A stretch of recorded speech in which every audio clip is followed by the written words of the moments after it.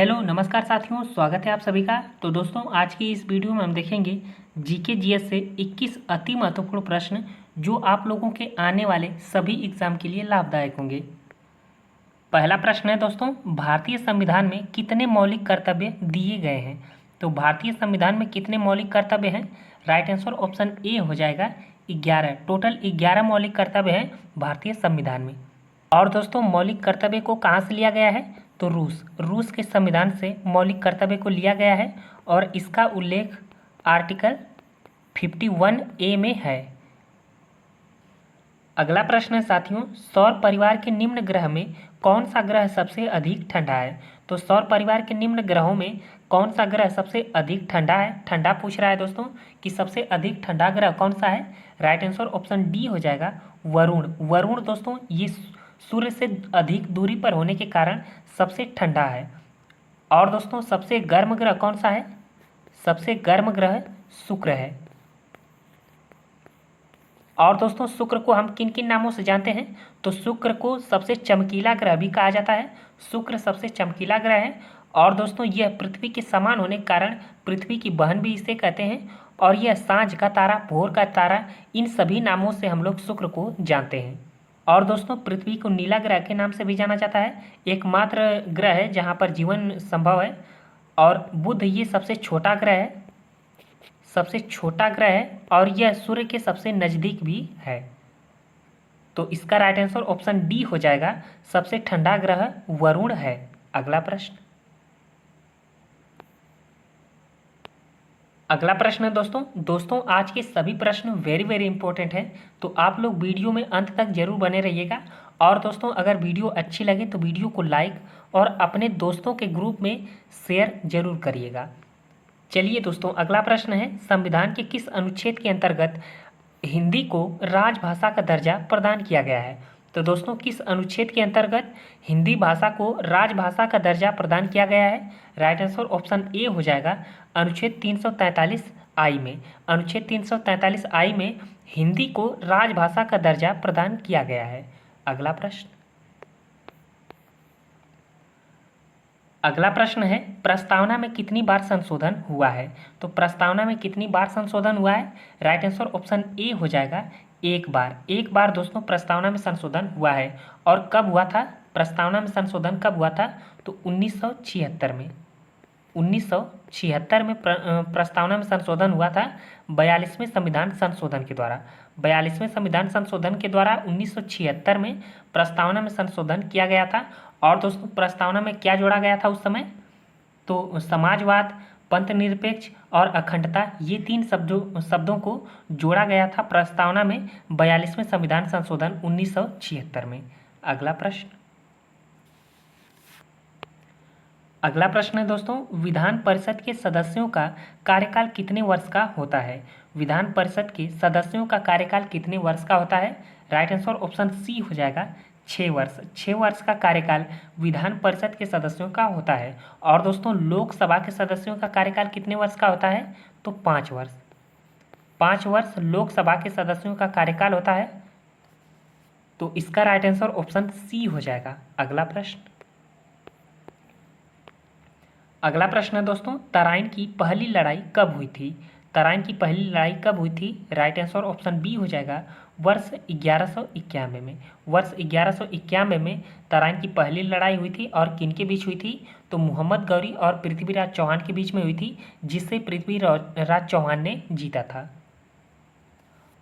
अगला प्रश्न है साथियों, रजिया सुल्तान किसकी पुत्री थी? तो रजिया सुल्तान किसकी पुत्री थी? राइट आंसर ऑप्शन सी हो जाएगा इल्तुतमिश। इल्तुतमिश की पुत्री रजिया सुल्तान थी। अगला प्रश्न है, भारत में लोकसभा निर्वाचन की सीट कितनी है? तो भारत में लोकसभा निर्वाचन की सीट कितनी है?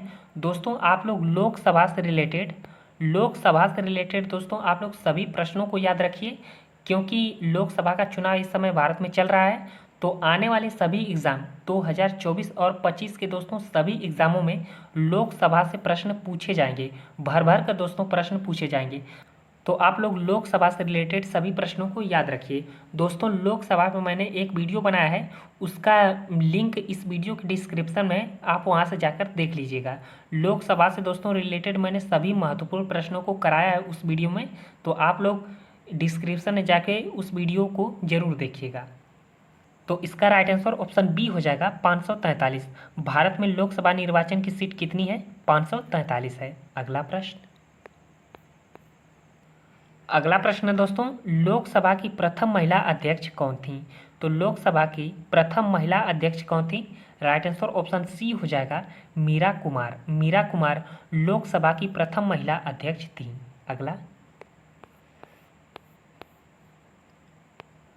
अगला प्रश्न है दोस्तों, सर्वप्रथम मानव ने किस धातु का प्रयोग किया था? तो सर्वप्रथम मानव ने किस धातु का प्रयोग किया था? राइट आंसर ऑप्शन डी हो जाएगा तांबा। तांबा धातु का प्रयोग सर्वप्रथम मानव ने किया था। अगला प्रश्न है दोस्तों, प्रार्थना समाज के संस्थापक कौन थे? प्रार्थना समाज के संस्थापक कौन थे? राइट आंसर ऑप्शन बी हो जाएगा आत्माराम पांडुरंग। आत्माराम पांडुरंग प्रार्थना समाज के संस्थापक थे। अगला प्रश्न है साथियों, भारतीय संविधान का कौन सा भाग मूल अधिकारों से संबंधित है? तो दोस्तों भारतीय संविधान का कौन सा भाग मूल अधिकारों से संबंधित है? राइट आंसर ऑप्शन डी हो जाएगा भाग 3। भाग 3 में दोस्तों मूल अधिकारों का संबंध है आर्टिकल 12 से 35 में। आर्टिकल 12 से 35 में मूल अधिकारों का संबंध है। अगला प्रश्न है, देश का प्रथम नागरिक कौन होता है? तो देश का प्रथम नागरिक कौन होता है? राइट आंसर ऑप्शन डी हो जाएगा राष्ट्रपति। राष्ट्रपति देश का प्रथम नागरिक होता है। और दोस्तों राष्ट्रपति का उल्लेख किस अनुच्छेद में है? आर्टिकल 52 में राष्ट्रपति का उल्लेख है। अगला प्रश्न है दोस्तों, निम्नलिखित में से किस वर्ष सिक्किम को राज्य का दर्जा दिया गया? तो दोस्तों किस वर्ष सिक्किम को राज्य का दर्जा दिया गया? राइट आंसर ऑप्शन डी हो जाएगा वर्ष 1975 में। वर्ष 1975 में सिक्किम एक नया राज्य बना। और दोस्तों कौन से नंबर का बना? तो 22वां सिक्किम राज्य बना था 1975 में। अगला प्रश्न है, मियादी बुखार से हमारे शरीर का कौन सा अंग प्रभावित होता है? तो दोस्तों मियादी बुखार होने से हमारे शरीर का कौन सा अंग प्रभावित होता है? राइट आंसर ऑप्शन बी हो जाएगा आंत। आंत दोस्तों प्रभावित होता है मियादी बुखार से। अगला प्रश्न है, किस तत्व के कारण मनुष्य में एनीमिया रोग होता है? तो किसके कारण दोस्तों मनुष्य में एनीमिया रोग होता है? राइट आंसर ऑप्शन सी हो जाएगा आयरन। आयरन के कारण मनुष्य में एनीमिया रोग होता है। अगला प्रश्न है, इलेक्ट्रॉन की खोज किसने की थी? तो दोस्तों इलेक्ट्रॉन की खोज किसने की थी? राइट आंसर ऑप्शन सी हो जाएगा जे थॉमसन ने। जे थॉमसन ने इलेक्ट्रॉन की खोज की थी।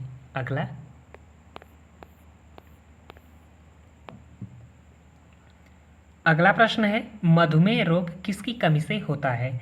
तो मधुमेह किसकी कमी से होता है? राइट आंसर ऑप्शन डी हो जाएगा इंसुलिन। इंसुलिन की कमी से मधुमेह रोग होता है। अगला प्रश्न,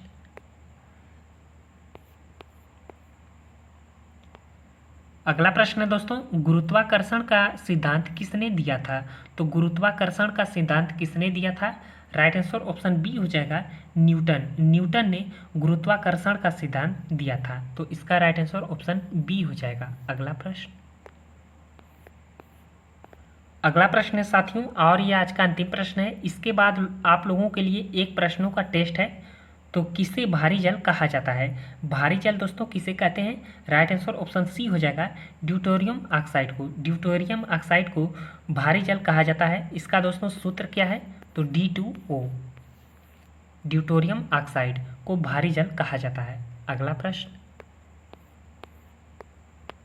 अगला प्रश्न है दोस्तों, ये आप लोगों के लिए प्रश्न है, आप लोगों के लिए होमवर्क है। इसका उत्तर आप लोगों को कमेंट में बताना है कि वायुमंडलीय दाब मापने का पैमाना कौन सा है? वायुमंडलीय दाब मापने का पैमाना कौन सा है? Lactometer, barometer, fathometer, hygrometer. तो आप लोग इसका आंसर कमेंट में बताइए।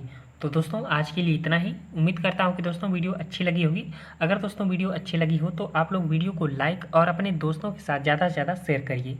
और अगर आप चैनल पर नए हो तो चैनल को भी सब्सक्राइब कर लीजिए, ताकि जब भी मैं कोई भी वीडियो लाऊं तो उसका नोटिफिकेशन आपको तुरंत मिल जाए। Thank you very much.